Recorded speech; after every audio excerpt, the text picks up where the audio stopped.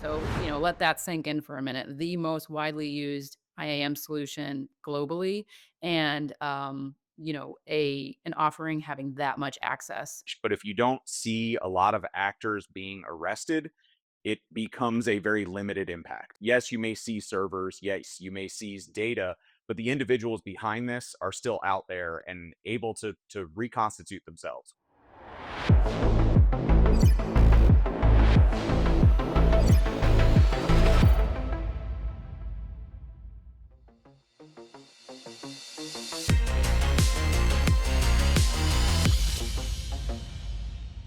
Welcome to the Talos Threat Perspective Year in Review special. You're watching part two, so if you haven't seen part one yet, that is where we discuss the top vulnerabilities, email threats, and adversary tooling. We also had a look at what is fueling ransomware attacks. In part two, we're going to get right back into that ransomware discussion with a look at the most prevalent players from last year. We'll also explore how threat actors are trying to get around MFA and the two things that cybercriminals used AI for last year. All right, we're going to take a look at the ransomware as a service scene because there is a group that has taken the top spot for carrying out the most amount of ransomware attacks for 3 years in a row now. And it is the same group who were the subject of a major law enforcement operation early in 2024.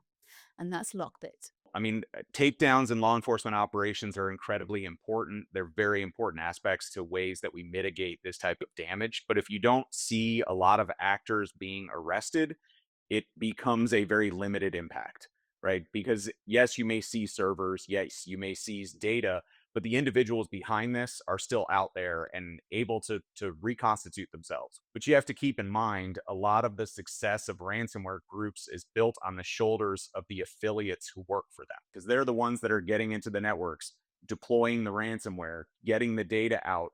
And then you have the ransomware groups in the back end doing the negotiations or the payouts, but the affiliates are really what make the difference. So Lockbit was number one. But number two is a brand new group that emerged in 2024 and climbed the ranks extraordinarily quickly by targeting large payouts. And that group is Ransom Hub. They're incredibly prolific. They have kind of corralled a lot of victims in a very short amount of time. They use a very wide array of techniques to gain initial access into environments. If you're compromising lots of victims, getting a lot of payouts, that is likely indicative of having a very strong affiliate system. Likely means they're paying their affiliates well. That's typically what drives these adversaries. They're just out there trying to make money. If you have a ransomware group that's willing to pay them more percentage, they're going to go to that group and make their money that way. A tactic that ransomware actors loved to use last year: valid accounts, stolen credentials. In fact, they used these in 70% of all Talos incident response ransomware cases. So the easiest thing to remember is an adversary would much rather log in with legitimate credentials than they would rather use an exploit or really any other means to access a system.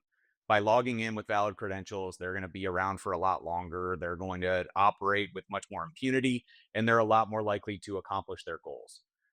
The info stealer landscape is just chock full of different variants of info stealers that are out there, and their distributions can range from very haphazard single users deploying an instance here or there to incredibly well organized large scale offerings that offer purchasing of access into credential dumps. And they're doing a lot of work in gathering credentials in a huge array of different systems.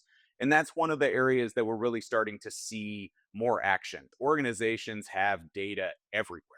There's clearinghouses all over the place, there's analytics platforms. You have data shoved in buckets all over the internet. And unfortunately, info stealers have really started to pick up on that. They're gathering credentials from an astonishing array of platforms. They're dumping every credential you have out of your web browser. They're going to pull every bit of credential they can possibly find because they can monetize it. And in a lot of cases, that access can be monetized again in ransoms and various other ways through data extortion. If you see an info stealer infection, don't dismiss it. Make sure you're triaging not just your credentials, but every credential that's on that system. Now, another thing that caused a lot of incidents last year is when attackers went after Active Directory. This is a widely used Microsoft service for Windows, and 44% of all identity based attacks actually included Active Directory. And that took me by surprise a little bit.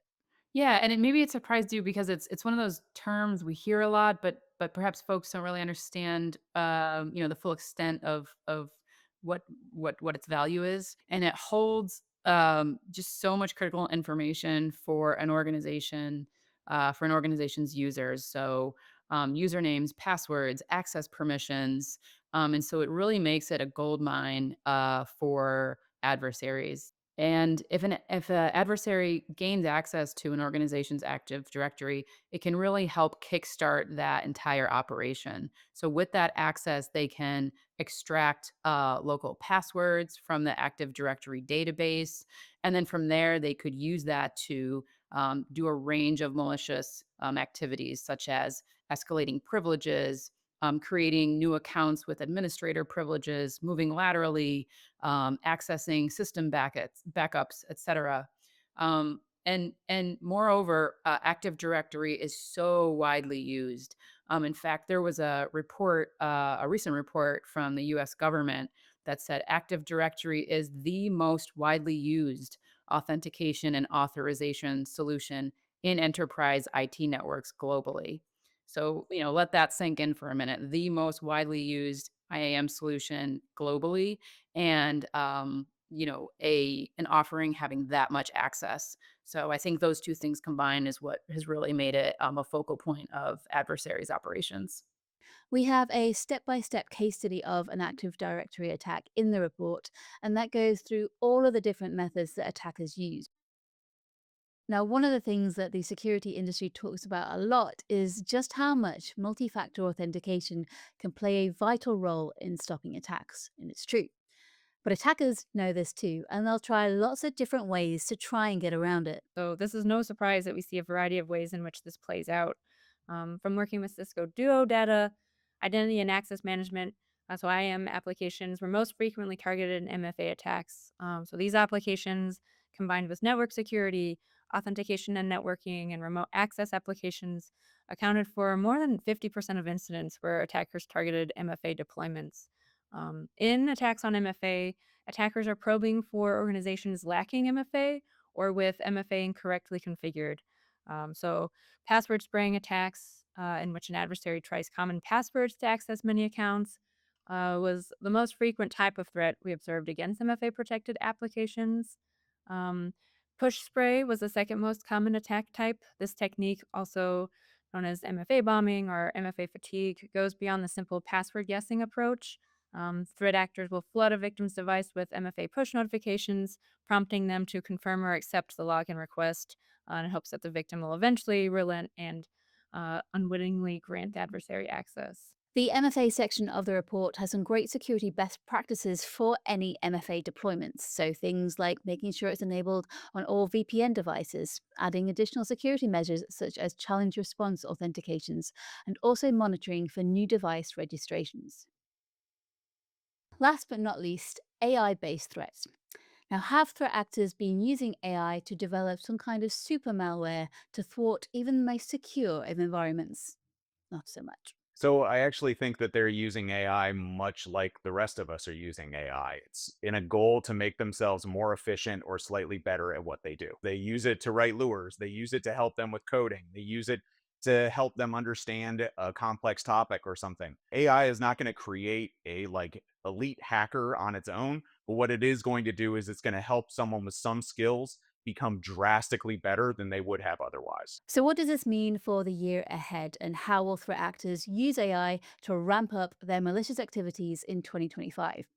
Well, that is all in the report, so I will leave you to download your copy at blog.talosintelligence.com/2024 year in review. I hope you can use Talos's year in review as leverage in your organizations if you need to make some changes or identify where you may be most vulnerable. This is a great resource to help show you the path.